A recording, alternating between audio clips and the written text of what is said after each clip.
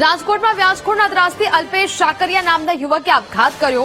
મૃતકે આપઘાત પહેલા suicide not લખી હતી. આ સુસાઇડ નોટમાં 10 વ્યાજખોર ત્રાસ આપતો હોવાનો આરોપ લગાવ્યો છે. મૃતકે મૂડી કરતા પણ વધુ વ્યાજ આપવા છતાં વ્યાજખોર પરેશાન કરતા હોવાનો આરોપ લગાવ્યો છે. બાંધકામના વ્યવસાય સાથે જોડાયેલો અલ્પેશ કોઠારિયા રોડ પર આવેલા શિવમ પાર્કમાં રહેતો હતો. આપઘાત પહેલા અલ્પેશે વિડીયો બનાવી બહેનોને સુખી રહેવાની પણ વાત કરી.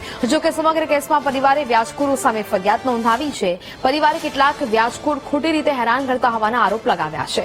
ઘરે આવીને તો ક્યારેક રસ્તામાં રોકી ધમકી આપતા હોવાના આક્ષેપ કર્યા છે. આશરે 22 લાખ જેટલી રકમના બદલામાં દર મહિને 1 લાખ જેટલું વ્યાજ ચૂકવવા છતાં વ્યાજખોર પરેશાન કરતા હોવાના આરોપ લગાવ્યા છે.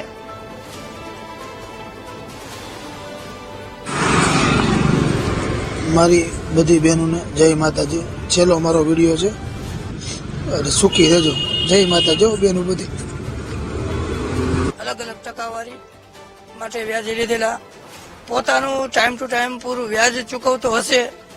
આશરે મહિને 1 લાખ રૂપિયા જેવું વ્યાજ જ ખાલી ભરતો હતો. એ માણસ સારી એવી લાયકાત હતી એટલે ભરી શકતો, કામકાજનું ટર્નઓવર સારું હતું એટલે કરી શકતો હતો. પણ છેલ્લા ઘણા ટાઈમથી કદાચ કામમાં ખેંચના હિસાબે ટાઈમે વ્યાજ ન મળવાથી એને પાસે ઉઘરાણી આવતી. એને જે આ વ્યાજખોરો છે એ હેરાન પરેશાન કરતા. બારોબાર અથવા ઘરે મોકલે એના માણસો આવતા. ઘરે અમે બધાને પર્સનલી નથી ઓળખતા. 1-2 નામ છે જે અમારા અંગત હોવાને કારણે ખબર છે, જે મારા પપ્પાને મળી જતા. હું પણ કન્સ્ટ્રક્શન લાઈનનું કામ કરું છું, ઘરે ન હોવાથી કોઈને ઓળખતો નથી.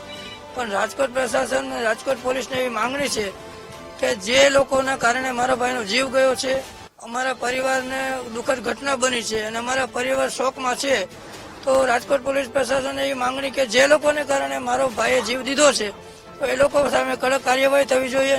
કે તો મારો ભાઈ જે પૈસા લીધા હોય એના કરતા ડબલ કે અઢી ગણી જો તો રકમ ચૂકવી શકો તો છતાં એ એક વ્યાજના નામે એને ચેક આપ્યો હોય, પછી એને એવું કે ભાઈ ઉછીના પૈસા લઈ ગયો છે વ્યાજે નથી દીધા, એવું કોર્ટમાં કેસ કરી અને અવારનવાર મને ફોન કરતો, મારા પપ્પાને ફોન કરતો. અને અમારા અંગત જ છે. શું નામ છે? એનું નામ છે વિપુલભાઈ ભગવાનજીભાઈ રાઠોડ. એને 2.5-3 લાખ રૂપિયા જેવું લીધું હતું, મને એને લગભગ 4 લાખ રૂપિયા જેવું તો મારો ભાઈ વ્યાજ ચૂક્યો છે. 4-5 મહિના તો હું પોતે જ જઈને વ્યાજ ચૂકવ્યો છું. પણ છતાં એને કોર્ટમાં એવો કેસ કર્યો કે ઉછીના પૈસા લઈ ગયા છે, વ્યાજના પૈસા નથી.